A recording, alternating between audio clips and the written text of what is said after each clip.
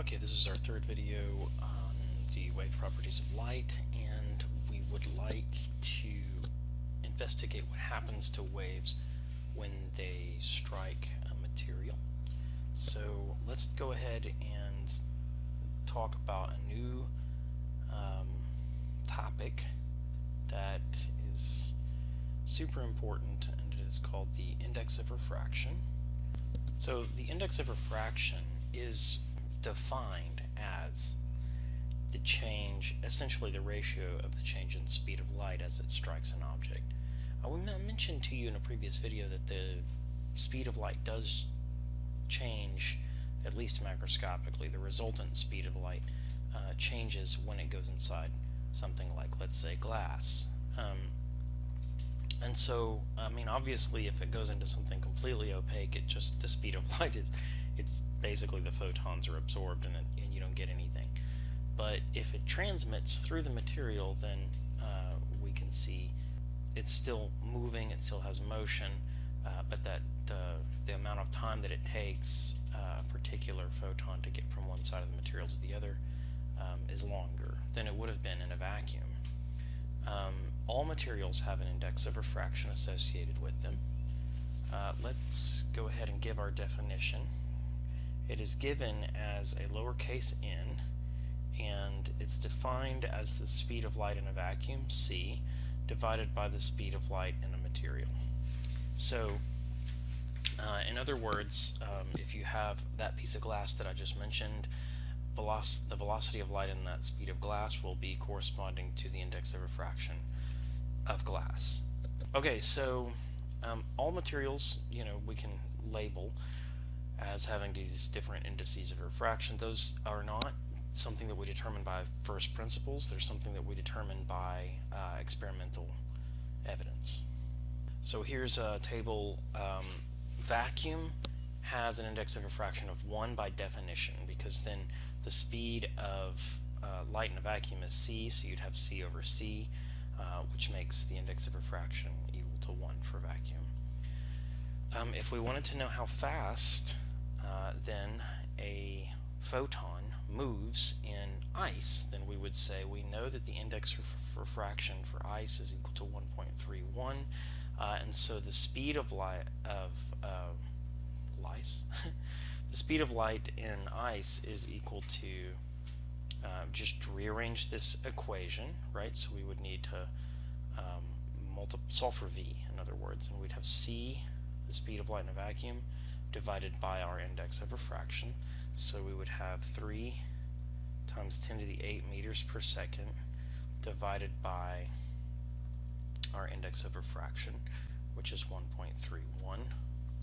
That is because I rearranged this. And so that would give us the slightly reduced speed of 0.29 times 10 to the 8 meters per second in ice. Not particularly noticeable to the human eye, but we will actually be looking at index of refraction in different terms next week. It's a really important feature of materials, and I think that it'll be much more useful for calculations next week when we start to look at what happens to a group of photons when they hit materials at different angles.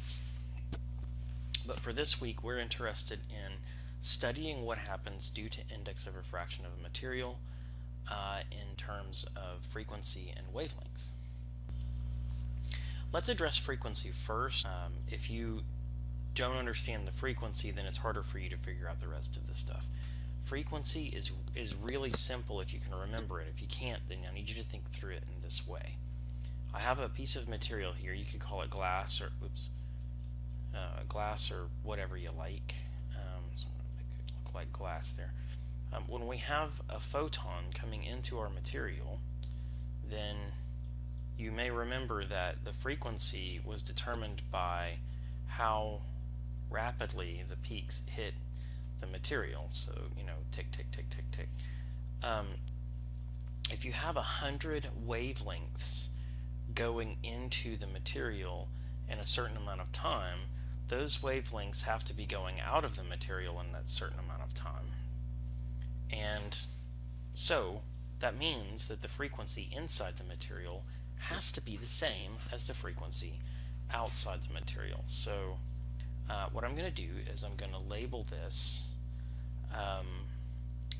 outside the material, outside the material, outside the material, and we're going to look at what those are inside the material in comparison.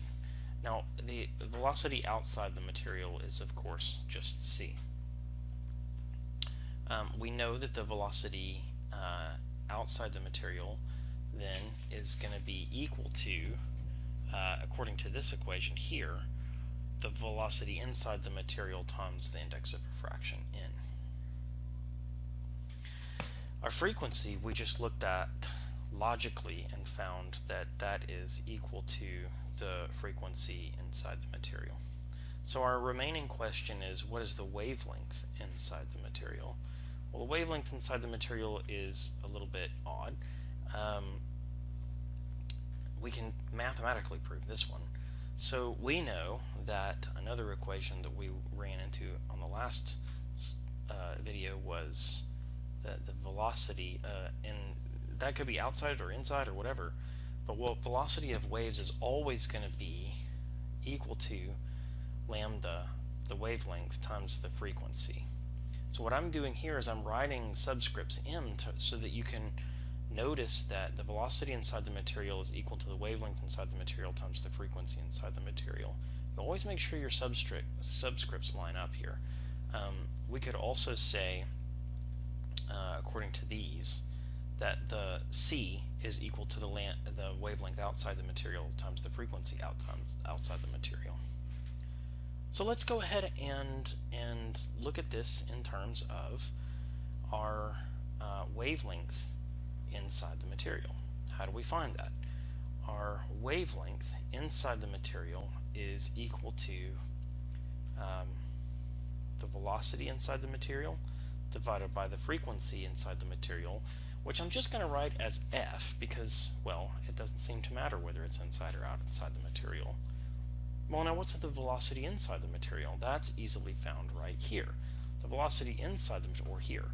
The velocity inside the material is the speed of light over the index of refraction, right? So c over n times the frequency, right? Then we can also look at the fact that outside the material, c is equal to lambda outside the material times the frequency, right? And so if we were to divide that equation by the frequency, look what we find here. We can replace c over the frequency with simply that. Now that's interesting because what it tells us then is that the wavelength outside the material is equal to the index of refraction times the wavelength inside the material. Now you're going to see this a little bit differently on your equation sheet. What you may notice here is if you take the index of refraction of a material times the wavelength in that material, that is always going to be equal to the index of refraction of a different material times the wavelength in that material times the index of refraction of a fourth material times the wavelength in that fourth material, and so on, right? So that's a useful equation. And on your equation sheet it's written like this, but you can always remember that if the index of refraction of the first material is 1, then that means that its wavelength is equal to the wavelength in vacuum. Okay, so what does it look like? Well, you kind of notice here that inside the material our wavelength is actually diminished by some amount. N is always greater than 1, so if n is always greater than 1, then that means that we have a shorter wavelength inside the material. than we do outside the material. Now, does that mean that it's a higher energy? It does not. It doesn't mean it's a higher energy because remember that the speed has decreased, the frequency has stayed the same. So if we were to look at this in terms of energy, which of course we can, we'd say, okay, what is the energy in here? That is equal to Planck's constant times the frequency.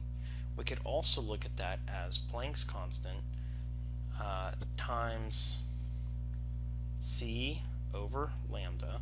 And that's going to be the energy outside the material. If we were to look at it inside the material, Planck's constant has not changed, right? The frequency has not changed, right? If we were to look at it inside the material using the second portion of the equation, well, then we would say Planck's constant has not changed. Has c changed? Why, yes, it has. It's changed to some velocity inside the material. Has the wavelength changed? Why, yes, it has, by the wavelength in the material. And so those would have scaled together by a factor n. So the energy stays the same. Although I have mentioned that the speed of light changes in a material, there is the theory of Huygens Principle. I hope I'm spelling this guy's name right. He's sure did put a lot of work into this. I know I'm not saying it right. Huygens Principle is essentially what I call like a pinball principle. So essentially the photon itself does not change its speed if you were to be able to measure the speed of the photon at any point in the material. But what it does is if we took a ray of light, the rays of light are going to bounce well, not really bounce, it's much more organized than that. But it forms these sort of wave fronts, okay, and those wave fronts then stack up. So while the wave fronts are moving at the speed of light, the way that they stack up and preserve the information is actually moving slower than the waves themselves. So it's really kind of a net result that we see in the material and not actually slowing down. Now in this course we're not going to go into the specifics of Huygens Principle. I want you to know that it exists and it's interesting, but what we're going to do is simply say in a macroscopic way, hey, guess what? The velocity of that thing slows down. Why? Because what we're interested in is if you send light through the first side of your material, you want to count how long it takes to get to the next side of the material. That's essentially what we're after. So this is the principle behind index of refraction. It is loosely connected to the density of objects, although there's other factors involved. So you can sort of presume that denser objects are going to have a greater index of refraction. You can see here diamond has an index of refraction of 2.4, but there are actually denser objects that have a lesser index of refraction because of the way that this is because of the way that diamond is constructed electrostatically. So, okay, if you have any questions on this week's material, which is the behavior of the waves of light and the concept of photons, please reach out to me. I'd be glad to answer the class as a whole or students individually.